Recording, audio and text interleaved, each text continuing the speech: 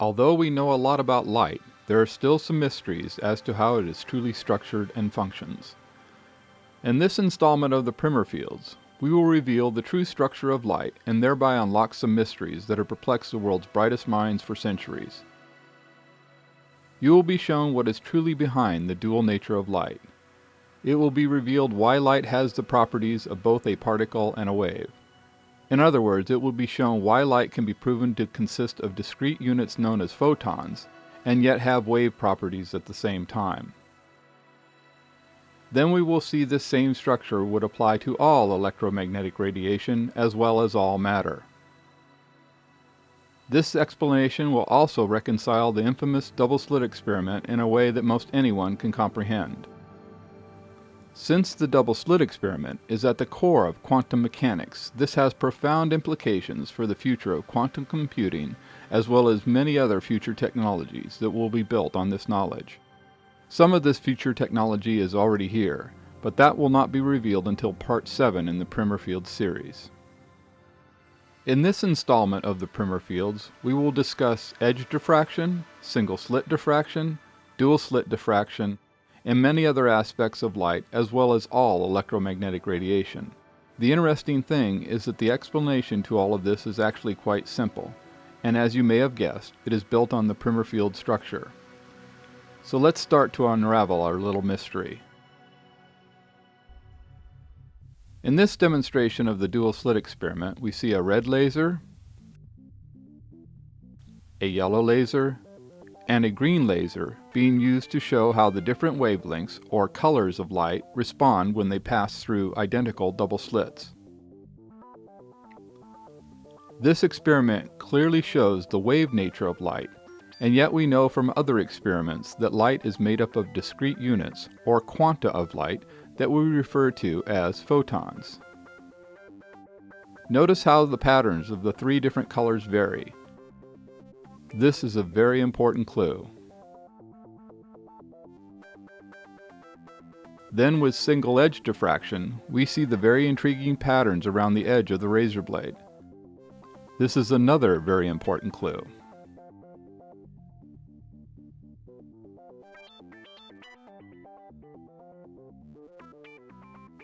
We also have important clues revealed in the continuous spectrum of light that is shown in these single-slit experiments. Experiments that have been undertaken with electrons also have left us with some important clues that will also help us solve this mystery. This chart shows the frequency, wavelength, and energy levels of electromagnetic radiation. This is yet another clue.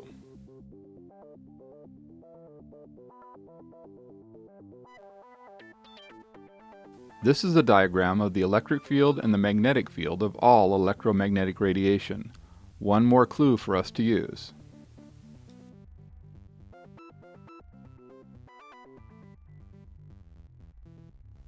Here we have the structure of one unit, or quanta, of electromagnetic radiation. The red field is of north polarity and the blue field is of the opposite polarity. Then we see how this structure would fit into our diagram of electromagnetic radiation. So the size of the fields is determined by the wavelength of the electromagnetic radiation. Therefore, the field size is equal to one cycle of the wavelength, with the zero crossing point being centered on the nucleus of the fields, or photon in the case of light.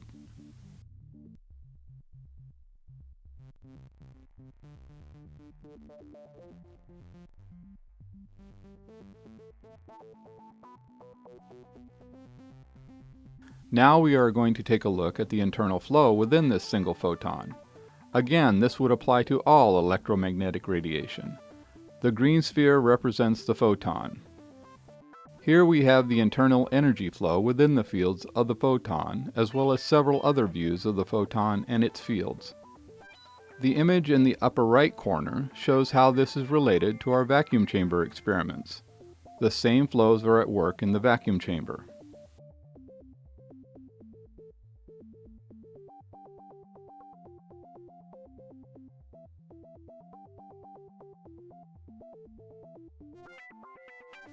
Now around the core of this photon we have the bowl-shaped magnetic field emitters that were first revealed in the Primer Fields Part 2.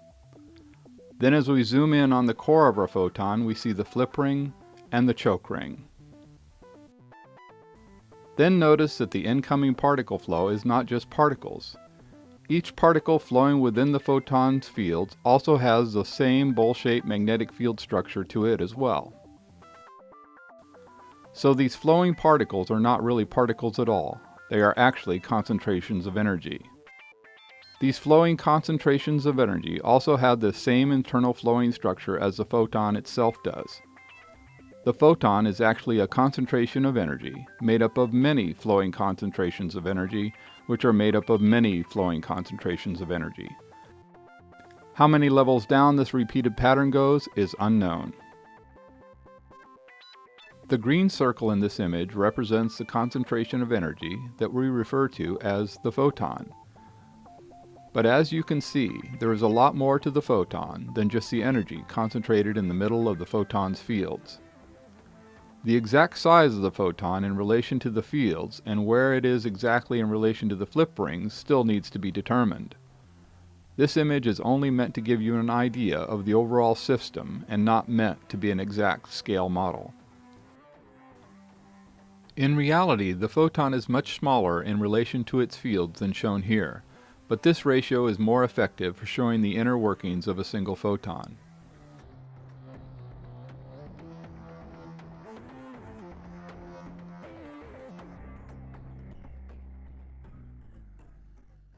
After the incoming concentrations of energy hit the flip ring, they become trapped inside of the green circle, or photon.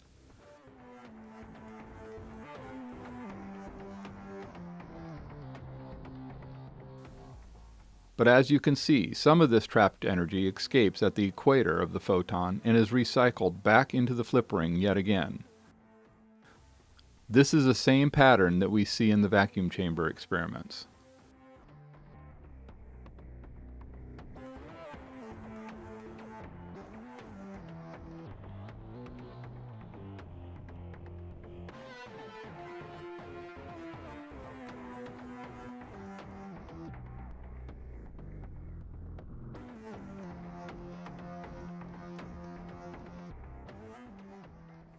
Now let's take our single photon and its fields and put them in a single row with other photons.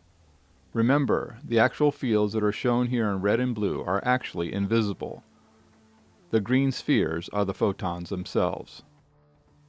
The red fields represent north magnetic polarity and the blue represents south magnetic polarity, and therefore they are naturally attracted to each other, and the spacing between the photons is maintained by this field structure. Now the photons will go by us, just missing us, but the fields of the photons do hit us. In the real world, this of course would make the photons turn slightly because of the drag on the fields on the side of the fields hitting us. Photons can be turned by an obstruction in the path of the photon's fields, even if the obstruction does not contact the photon itself. This is how light can bend around an object. Also remember that each photon's field structure has the flow shown in the lower left corner.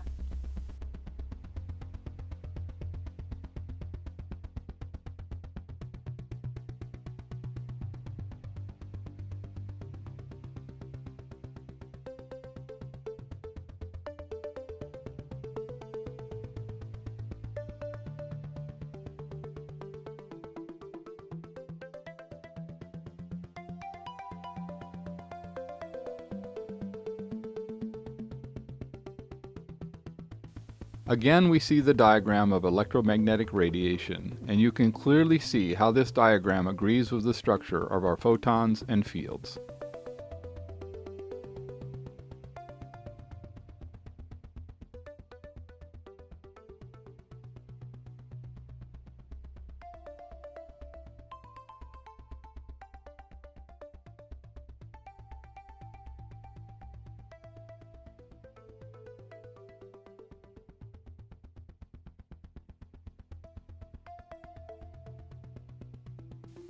So the ball of confined plasma in the vacuum chamber has the same basic structure as a photon.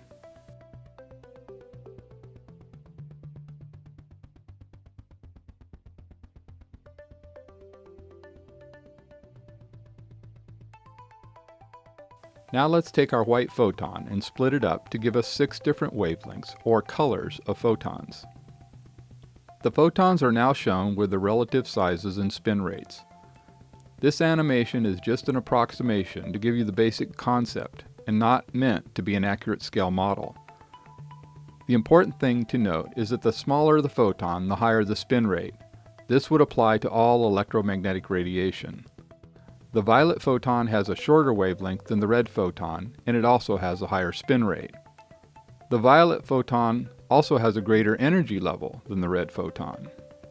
Therefore, the shorter the wavelength, the higher the spin rate, the greater the energy level, and the smaller the photon. This would logically apply to all electromagnetic radiation. Then, of course, the wavelength is related to the field size, and the field size is related to the photon size.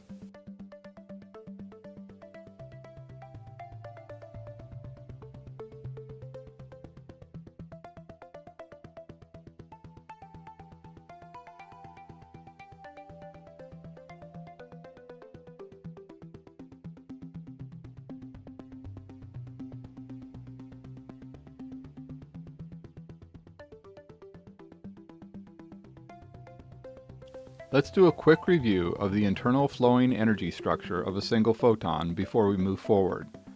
The flowing structure is the same for all electromagnetic radiation.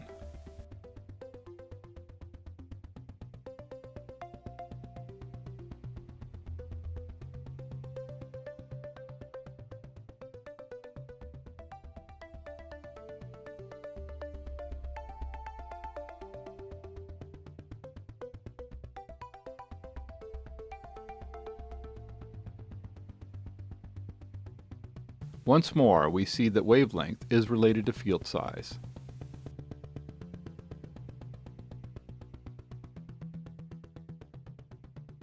Here we have rows of photon fields with a corresponding waveform. So you can now see that the waveform clearly represents the size of the fields around a photon of electromagnetic radiation. Now the fields are shown as red and blue polarity fields.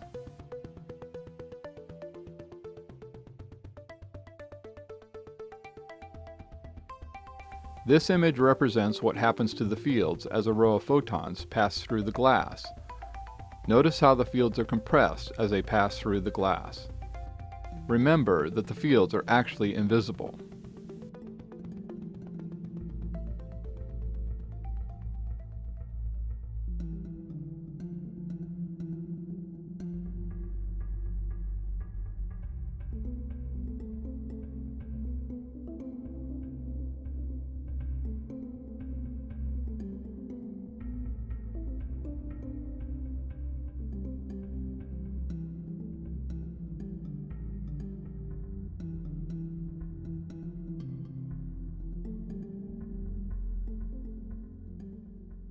Now we have a row of photons that we are going to observe as they go through the glass.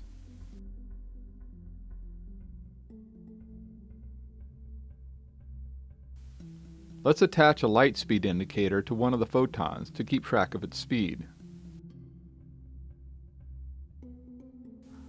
Watch as the photon decelerates as it enters the glass.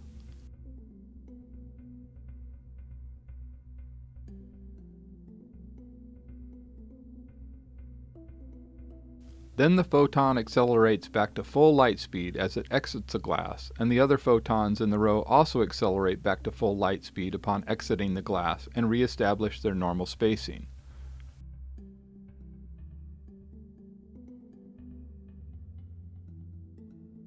Now we are going to have a race between two rows of photons. Only one row of photons is going to pass through the glass.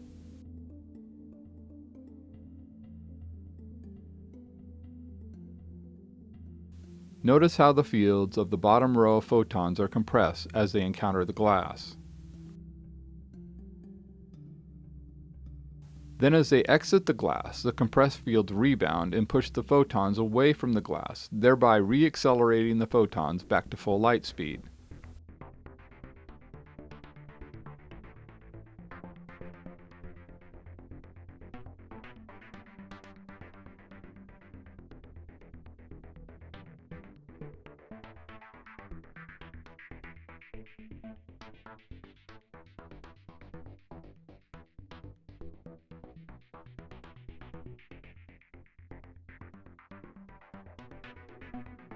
Let's have another race between rows of photons.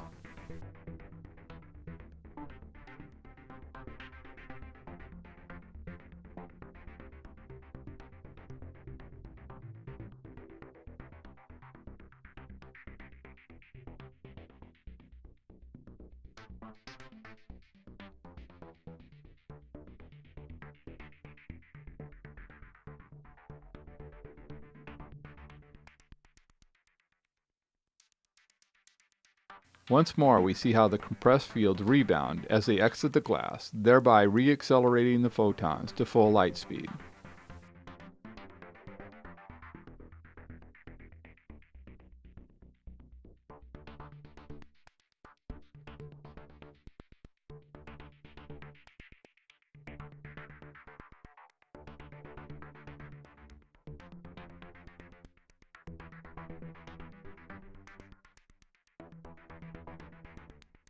This compressed field rebound is what is responsible for the movement of the optical fiber in the video to the upper left.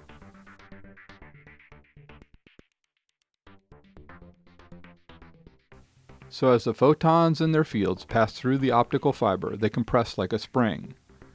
Then as this spring of photons and fields exit the optical fiber, they rebound and push off of the optical fiber, causing it to whip very slightly.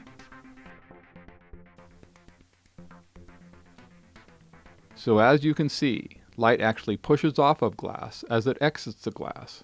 Even the photons of light that are hitting your retinas from this video are being pushed off of the screen as they leave the screen because of the rebounding effect of the compressed photon fields.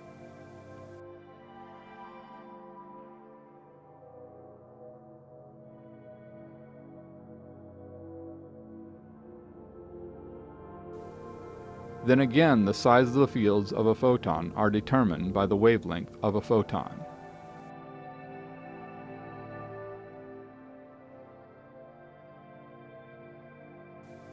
Here we see the typical waveforms that are used to represent visible light and other forms of electromagnetic radiation, but in reality, no such waveform exists.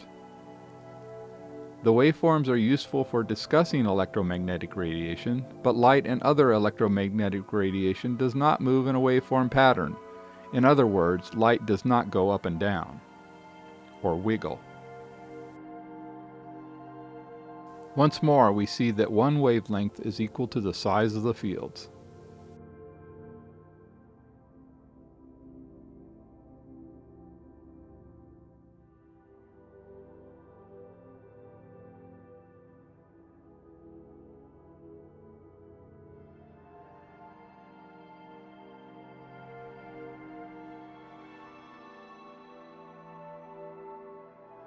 In this image, the upper row of photons are shown enlarged so that you can see the spin rate and relative size more clearly.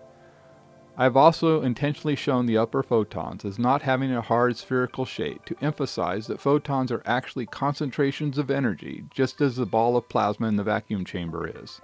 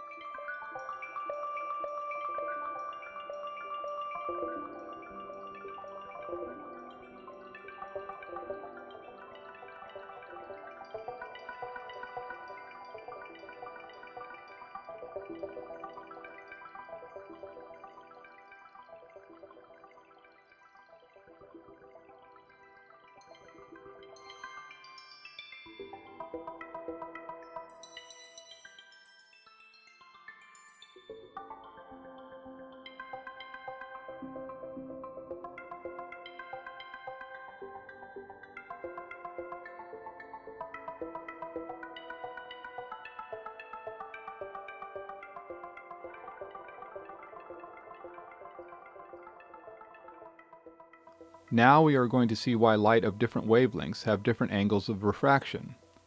In other words, why we get a spectrum of colors when we shine white light through a glass prism.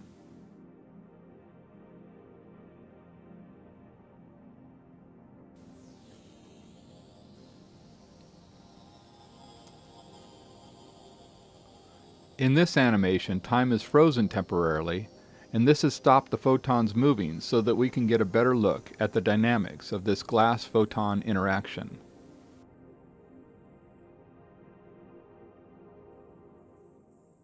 As the row of photon fields enter the glass prism, we see that the different colors refract or bend at different angles. Then we see that as they exit the glass prism, the photon fields also refract at different angles according to the wavelength or color of light.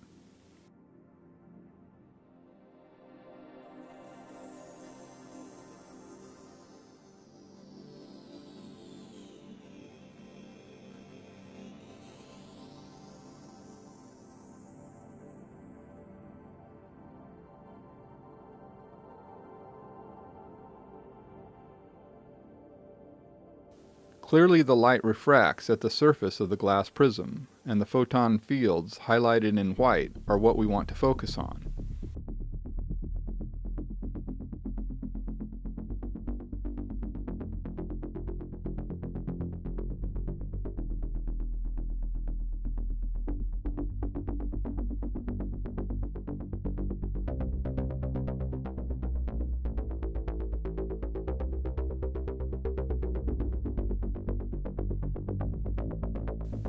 Now we are going to watch as two photons and their fields travel through the glass prism.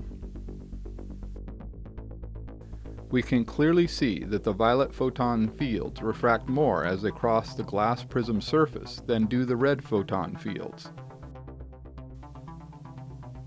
Then as the photon fields exit the glass, we also see that the violet photon fields refract more sharply than the red photon fields.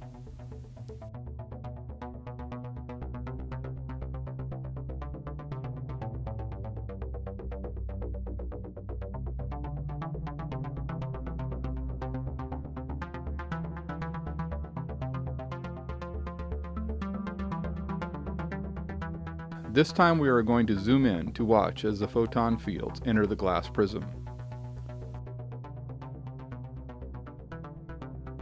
You can clearly see that the violet photon refracts more sharply than the red photon due to the size of the fields. So the smaller the fields, the more sharply they will refract. Since field size is related to the wavelength of the light, this agrees with what we actually find when light is refracted by a glass prism in the real world. Let's watch as the red photon fields enter the glass prism. Notice how the leading edge of the photon's fields hit the glass first, and this turns the photons as it enters the glass. Then as the photon enters the glass, the fields are compressed, just as we saw in the photon races we ran just a bit earlier.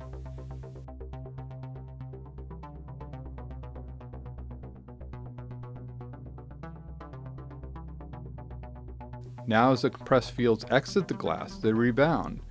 Since one edge of the photon fields exit the glass first, it rebounds first, thereby pushing that edge of the photon and turning the photon and its fields.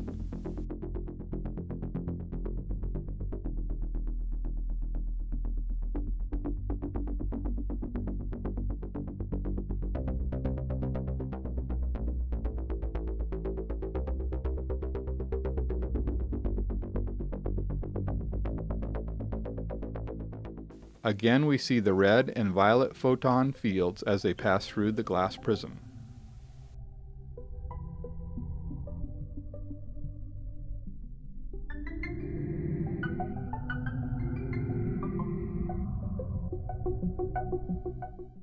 So now you know why light refracts as it passes through glass or other transparent materials. It is very simple once you know how photons of light are actually structured.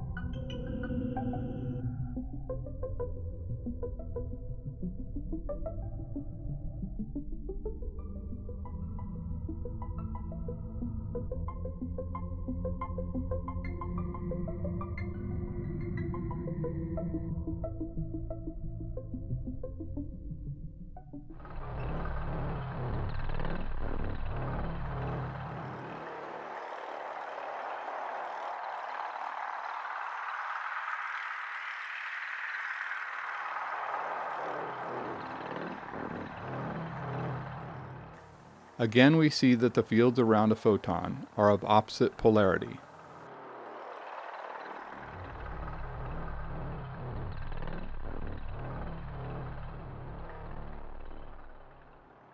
Here we have some rows of photons aligned with their corresponding waveforms.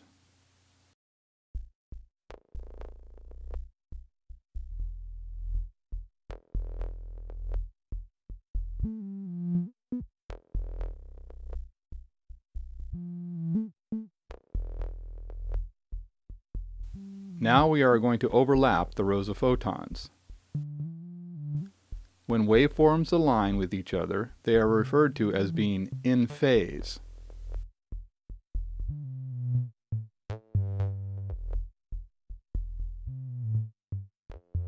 When the waveforms are not in alignment, they are referred to as being out of phase.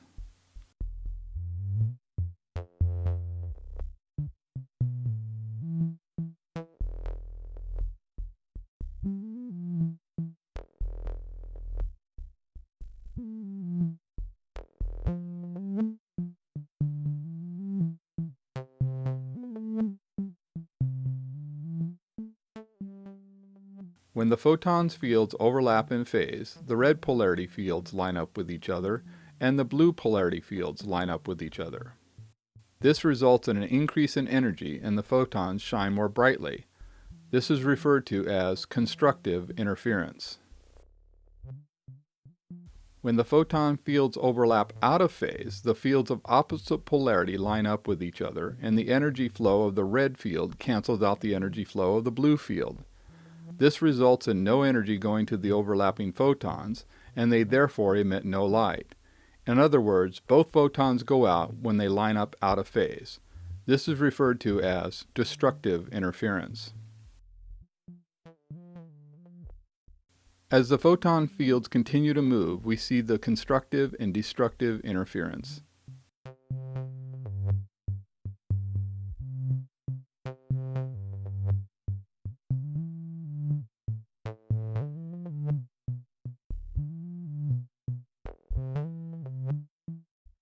This is why the light either goes out or gets brighter in laser interference experiments.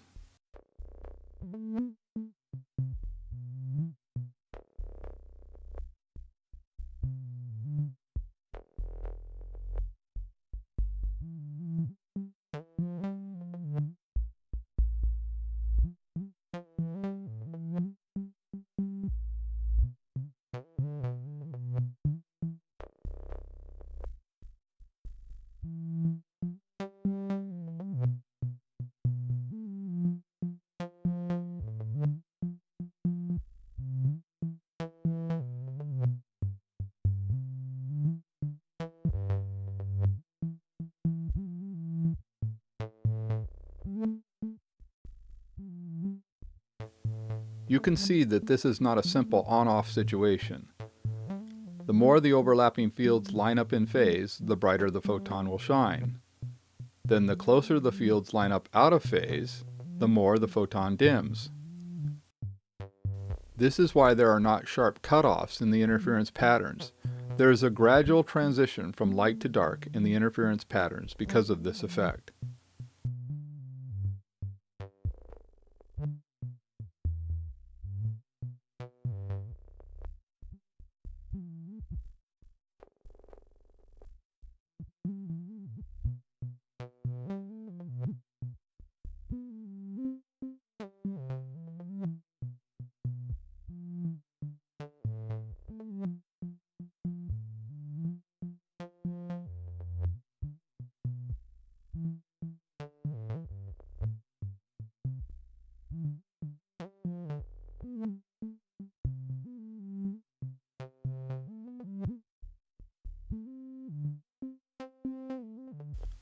Now we have two flat panels of photon fields.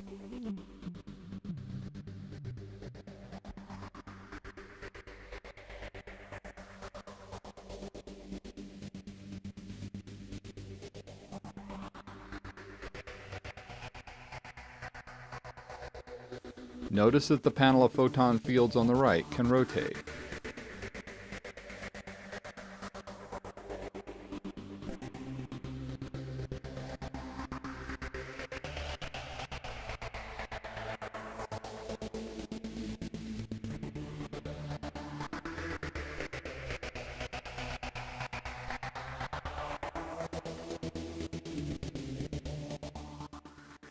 In reality, the overlapping fields would result in no light at all, but the limitations of the animation software I use would not allow me to achieve the effect I desired here, but you get the idea. Now watch what happens as we rotate the one panel of photon fields.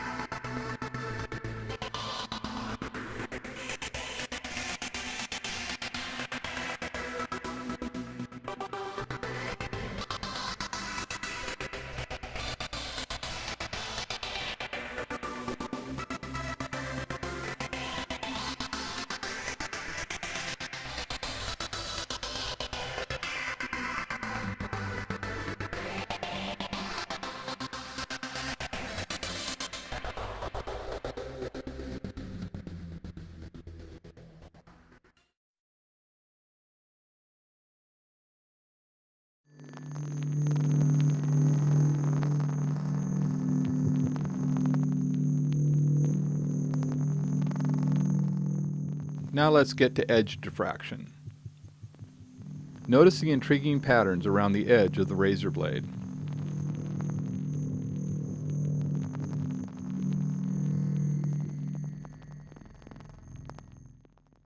This animation shows a photon gun that will emit a single row of photons across the yellow edge.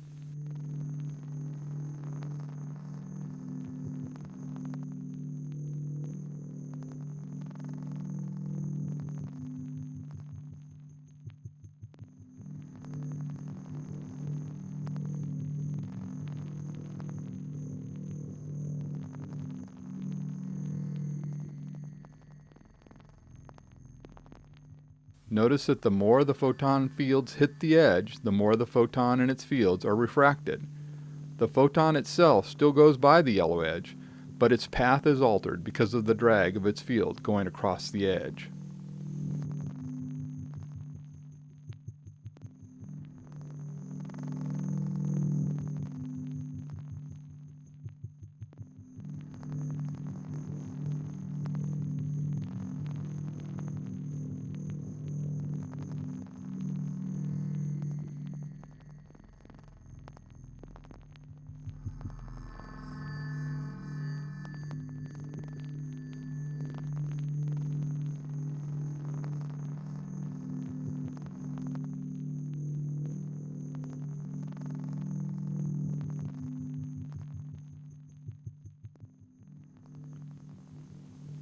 So if we have photon fields crossing the yellow edge at various levels, we will get a range of diffraction, as shown here.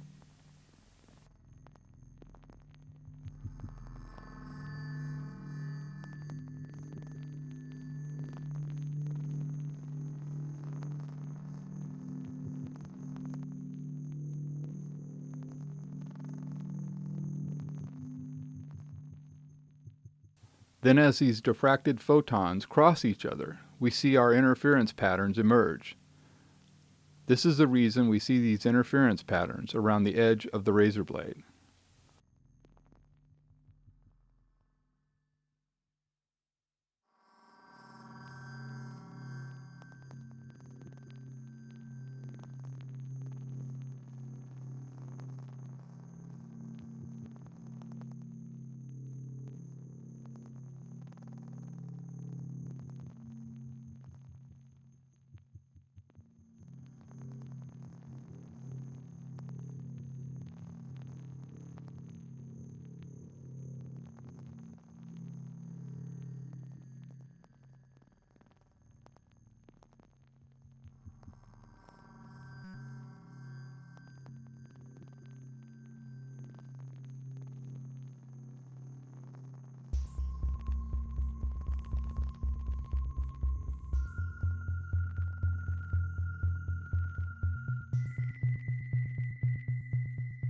Now we are going to discuss slit diffraction, which is basically just edge diffraction, but with two edges that are parallel to each other on opposite side of a beam of photons.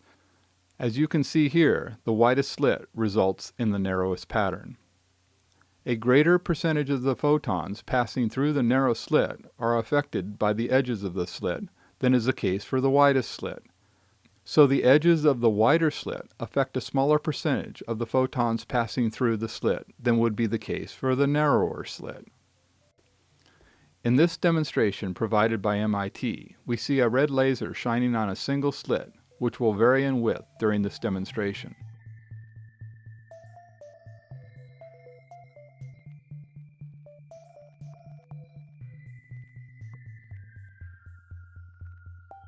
So as the slit width increases, the pattern becomes narrower.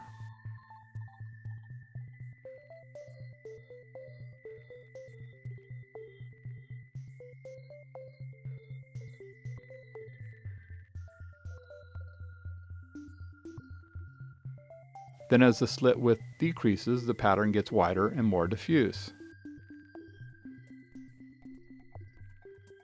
Here we see our photon gun again, but this time our photon gun has been modified to emit two rows of photons with their fields at the same time.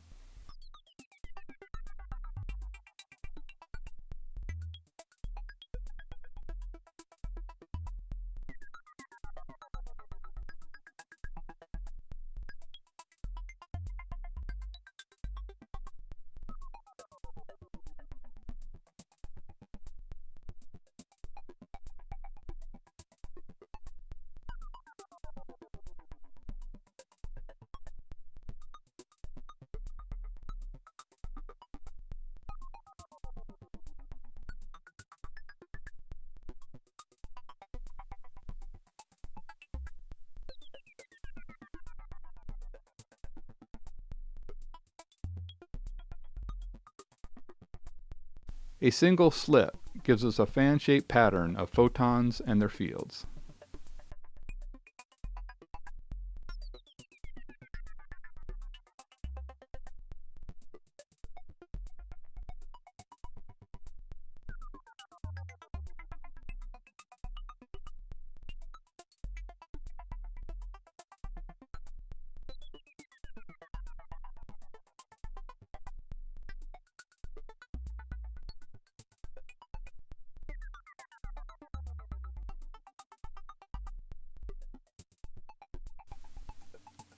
Now let's see what would happen if we had two slits with photons passing through them.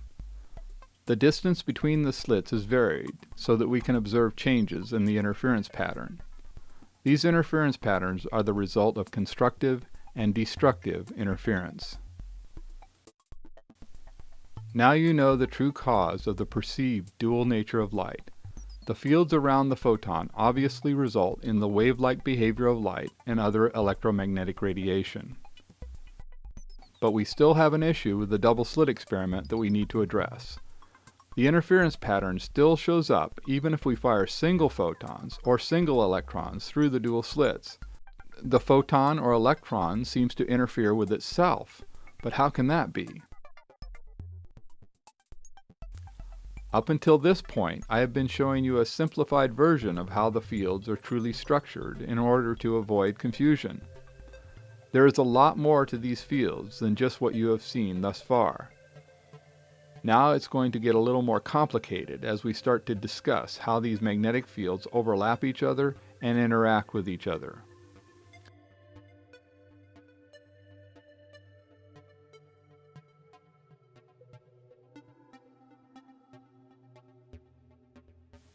Here we have the photon and its fields again.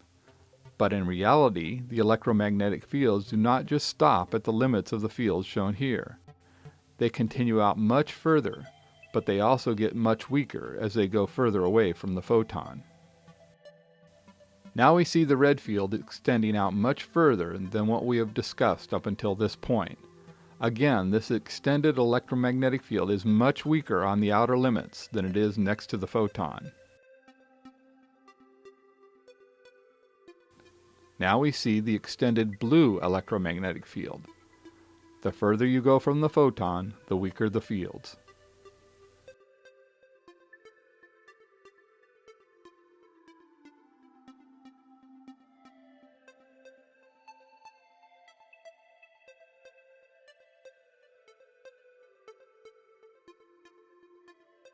Notice the interesting similarity to the wave function of hydrogen 421.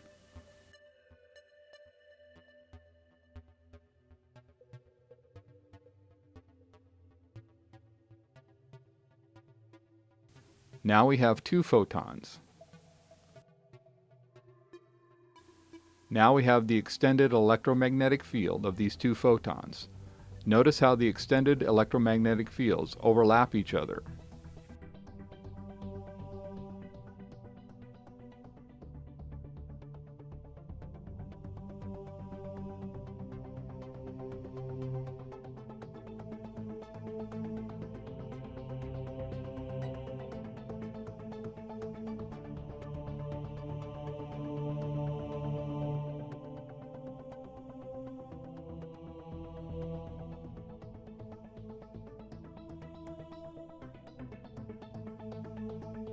Here we see the extended fields represented in wireframe.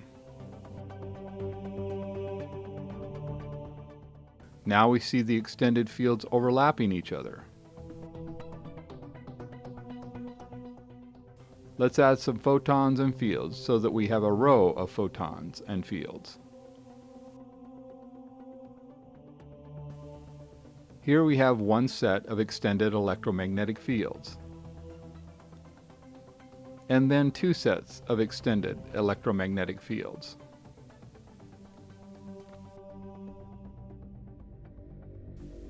Now we have all of the photons' extended electromagnetic fields.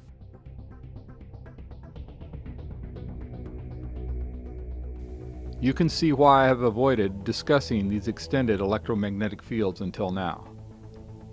But the way in which these fields overlap is very important when it comes to understanding the double slit experiment and how the bonds in matter can be so strong.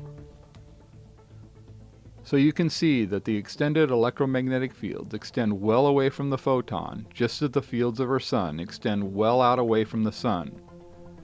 The fields of the Sun extend out past Pluto, and even that far from the Sun, the solar wind still carries charged particles. So you could think of the Sun as a giant photon.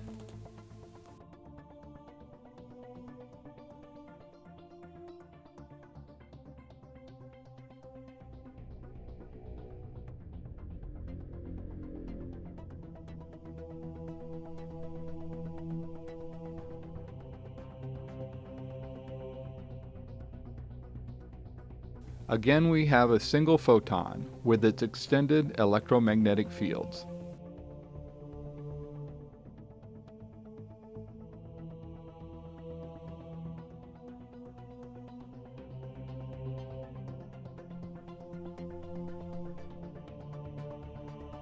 One of the most intriguing experiments in physics is the double slit experiment.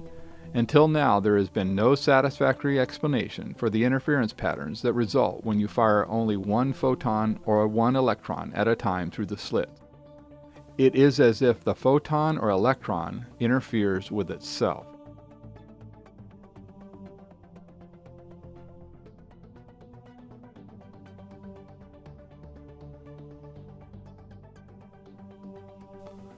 But this apparent paradox is resolved when you understand that photons and electrons are not just balls of condensed energy. Photons and electrons are also surrounded by their electromagnetic fields that are much larger, and there is energy flowing in these extended electromagnetic fields.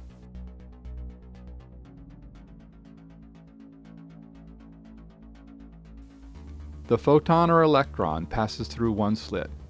Then some of the energy of the extended electromagnetic field passes through the other slit, and this energy interferes with the photon or electron energy that went through the opposite slit. This is why a photon or electron can interfere with itself. The mystery of the infamous double slit experiment is no longer a mystery.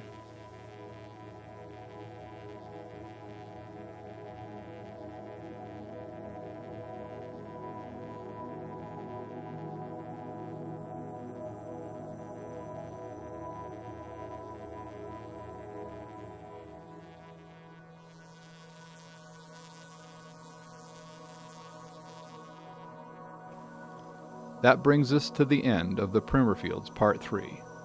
I am currently planning a total of 7 installments to properly cover the basics of the Primer fields and the implications they have on our world.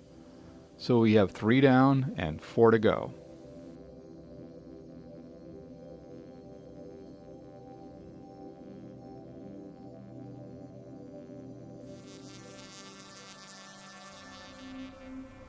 In this installment of the Primer fields, we learned about photons of electromagnetic radiation and the electromagnetic fields that surround them.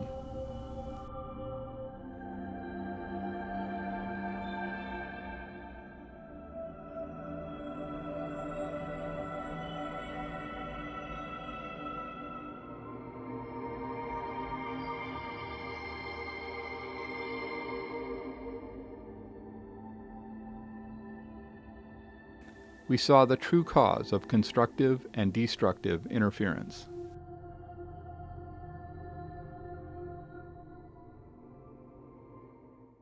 It was shown that when the electromagnetic fields of the same polarity line up, we have constructive interference and the photon glows more brightly. Then we saw that when electromagnetic fields of the opposite polarity line up, they cancel each other out and thereby dim the photon.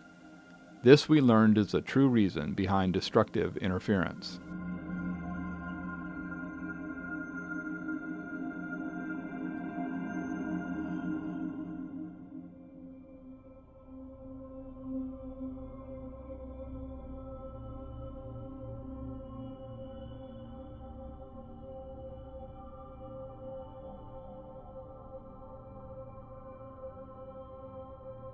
We saw how a sharp edge could cause photons of light to diffract around the edge and give us the intriguing interference patterns we see here.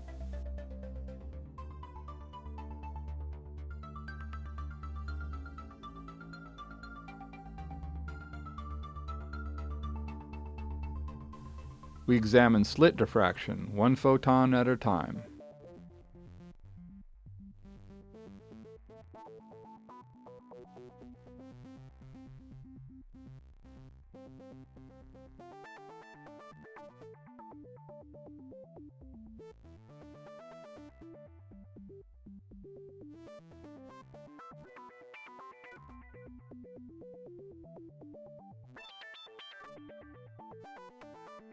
The reason that light slows down in glass and then accelerates back to full speed on exiting the glass was shown.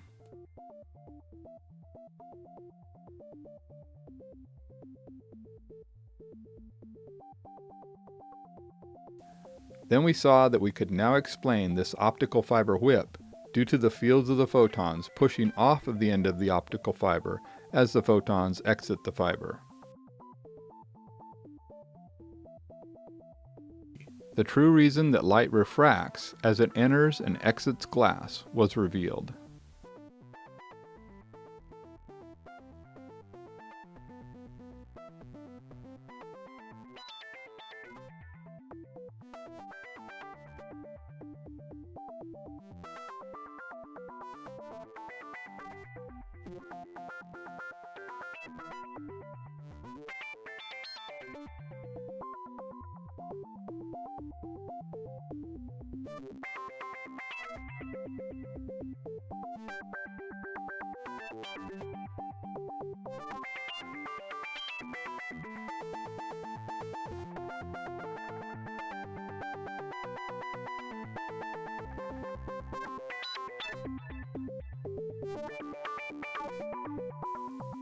We saw that the angle of refraction for photons is determined by their field size.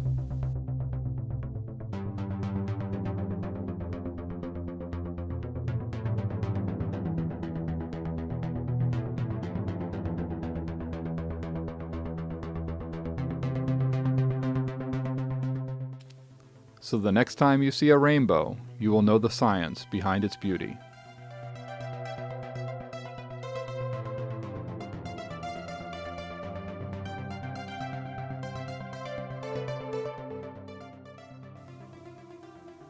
Then we ended by solving the long-standing mystery of the infamous double-slit experiment.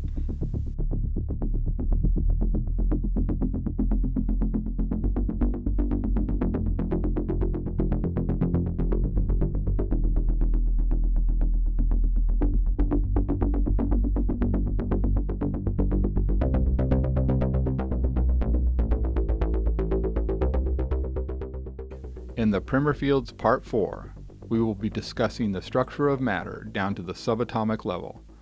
Now it's going to get really interesting.